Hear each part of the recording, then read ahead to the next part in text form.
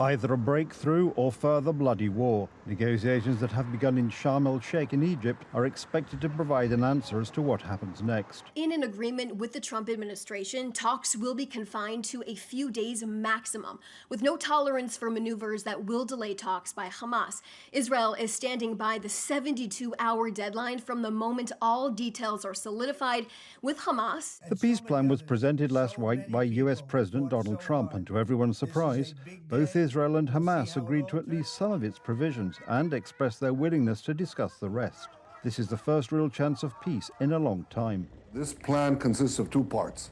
The first part is releasing all the hostages. Israel makes a tactical withdrawal, stays in Gaza. And then the second part is meant to demilitarize Gaza and disarm Hamas. That will be negotiated. Tomorrow marks 2 years since the current exceptionally bloody phase of the Palestinian-Israeli conflict began. It will be the second birthday of this Palestinian boy, Ali, who has never known a world without war. From the first day until now, every day has been worse than the one before. I pray for this war to end so that my son can start living a safe, normal life. Both sides want security and a return to normality. When you see people on the streets, you get the impression that they have aged about 10 years since October the 7th. So I think that we are all ready to end this war and get back to life, get back to business. The conflict began on October the 7th, 2023. Palestinian Hamas militants broke into Israeli territory, brutally murdering 1,200 people. They kidnapped 250 others, including children and women, and are still holding nearly 50 people captive. Their fate is unknown. All of Israel and the families of those kidnapped learn in what conditions the hostages are being held and whether they are still alive from Hamas propaganda videos like this one.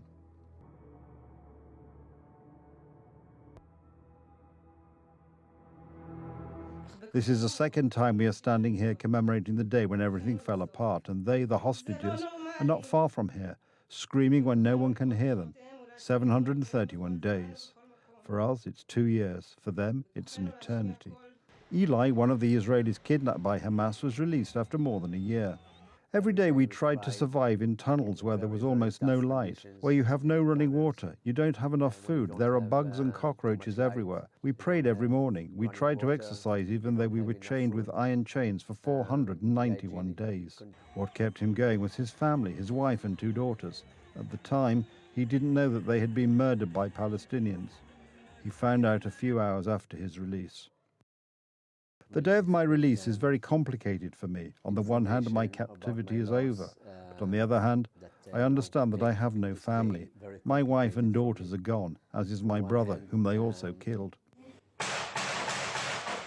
It is, among other things, such extreme experiences on both sides of the conflict that make peace talks extremely difficult.